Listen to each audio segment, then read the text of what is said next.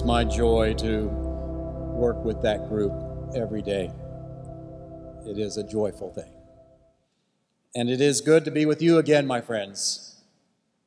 The Regional Assembly has a lot of moving parts, and it is a great joy to see this gathering finally realized.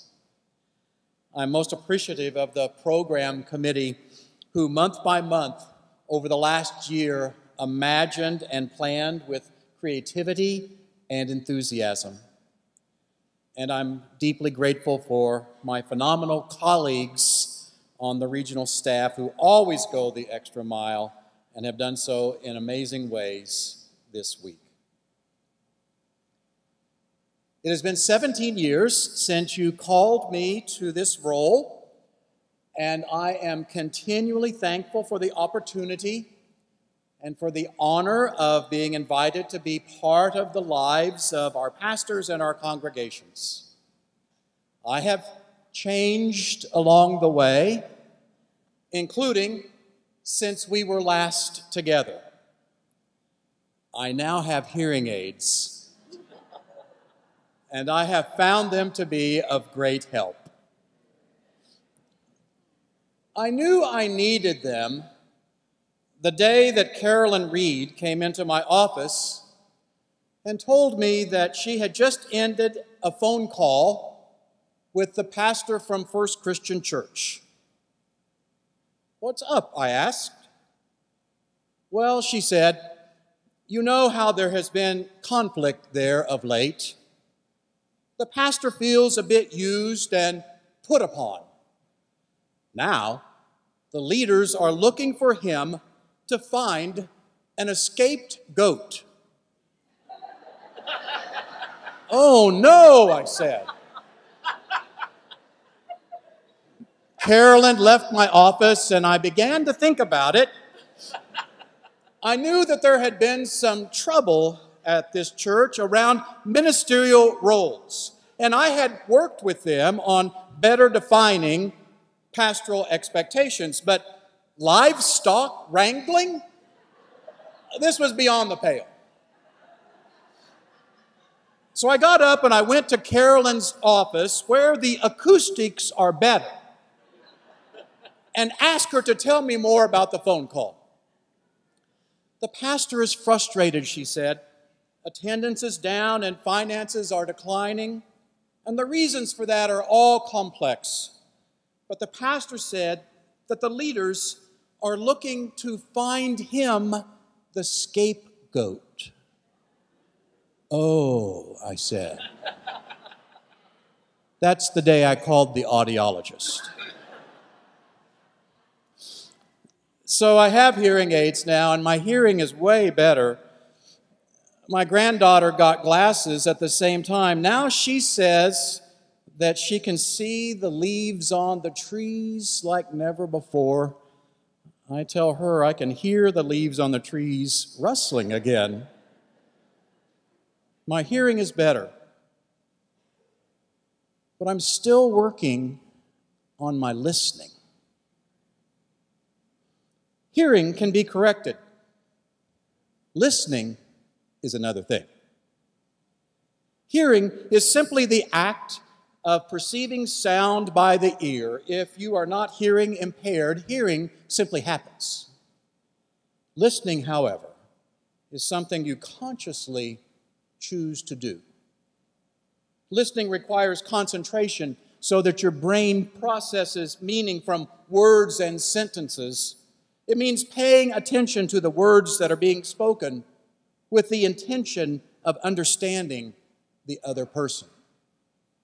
Our personal perceptions and prejudices can affect the quality of our listening.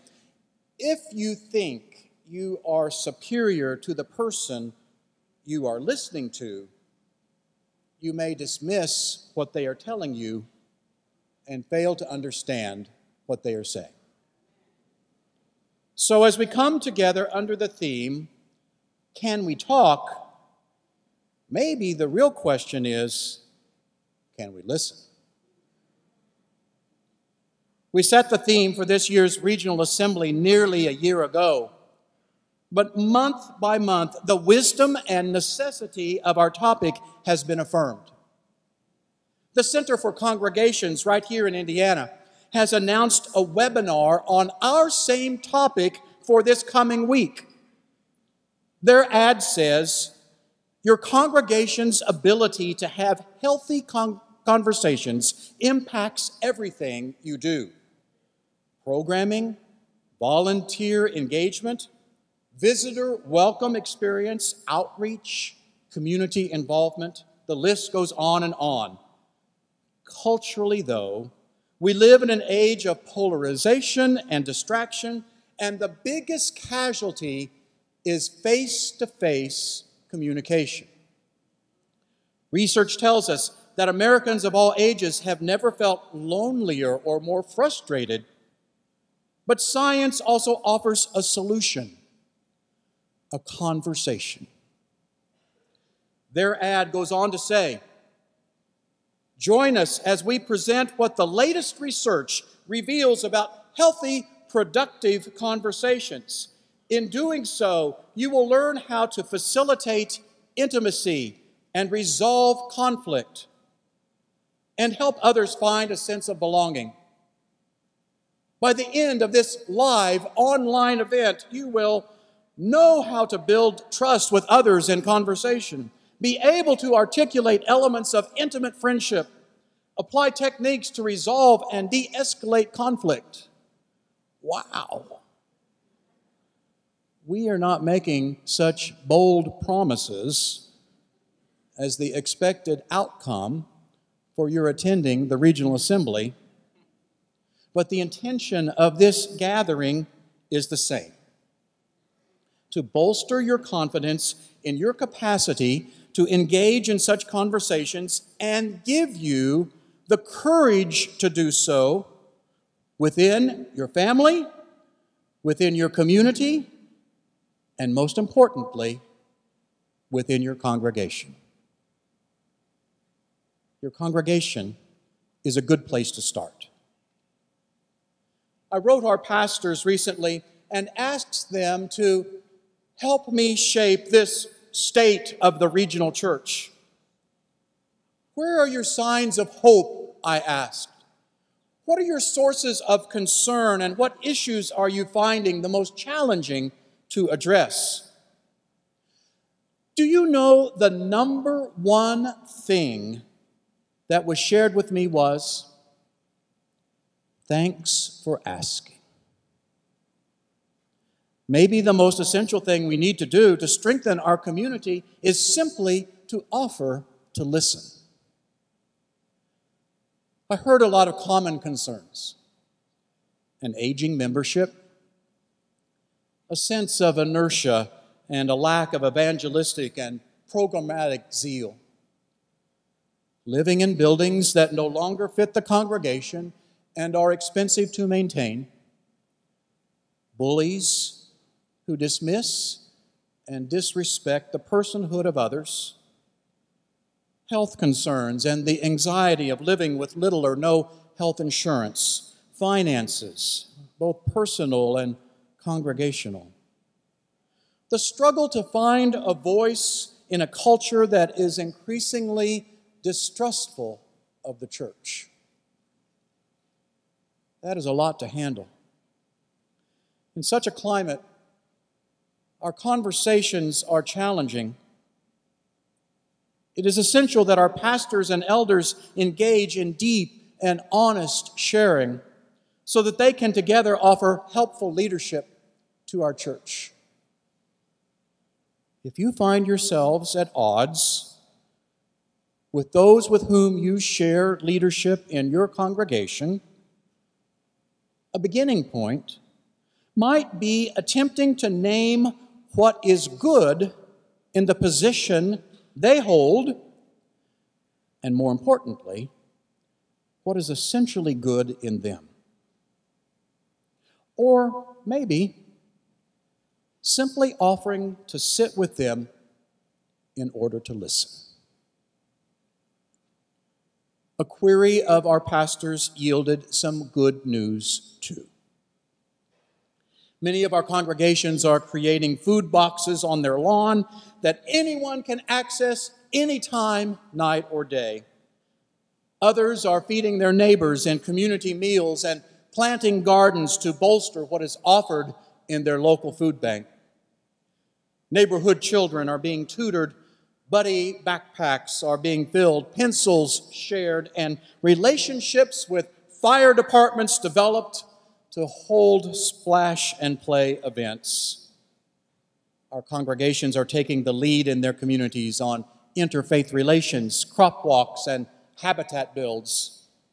2 congregations are planning a spiritual retreat together. 4 held a joint elders retreat this last year, and another 4 are planning a post-Easter retreat for youth who are still damp from their baptisms. As of yesterday, 190 of our ministers have done anti-racism, pro-reconciliation training as mandated by our last regional assembly.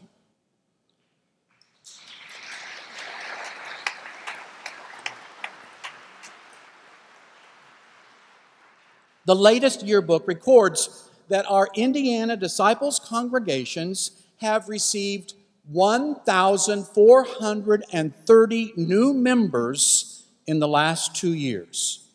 We have collected, We have collected $41 million in offerings and shared over $2.5 million of that in support of disciples' outreach causes.